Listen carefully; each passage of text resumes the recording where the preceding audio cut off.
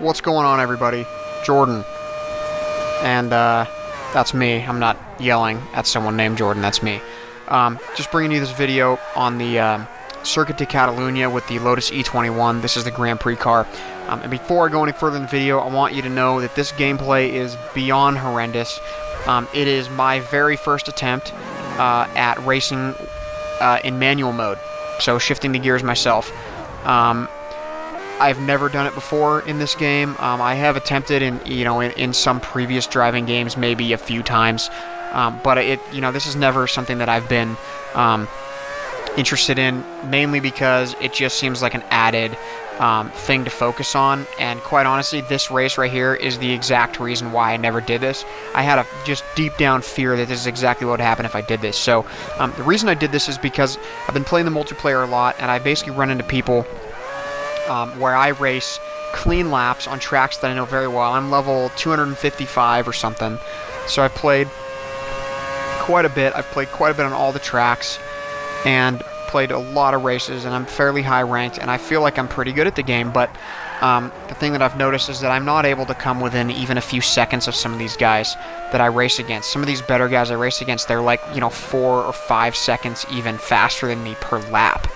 And I could never figure it out, and I still really can't, but, because I race these clean laps, and I raced Sebring last night, which is my favorite track. I've got plenty of videos of that up, a bunch of different cars, but I've raced that one plenty of times with, pushing the limits of the car, and I did a race last night. There was 10 laps, and I pushed the limits with this car, which is what you have to do to be successful with this car here. You really have to drive basically on the edge of losing control, or else you won't ever get a decent lap time.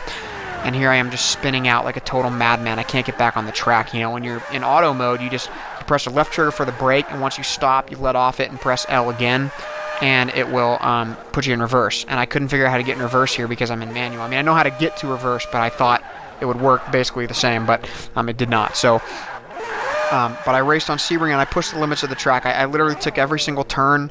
The first 3 or 4 laps, I took every single turn, and I would rewind it and push it to the point where I was going off the track and take it as absolutely fast as possible.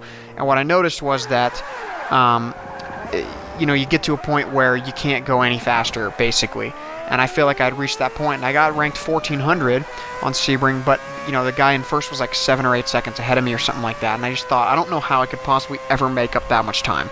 Like, you could obviously make up quarter seconds or half seconds even here or there, but I mean, I honestly don't know how I could ever make up that amount of time in a lap. So, came to find out that manual is the way to go, because you can downshift in the turns. You don't actually have to come in and use the brakes. You can come in and downshift a couple times to the right gear, and basically entering the corner, knowing what gear you have to be in, allows you to really push the corner even harder, and you don't really have to touch the brakes. And that was something that I was talking to extensively with a guy tonight that I played with for several hours, and sort of got his take on it, and he was doing really well. He was beating me consistently by about 3 to 5 seconds, which I was really impressed by.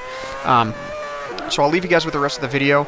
Just pay attention to how much I absolutely butcher it and just wreck the car.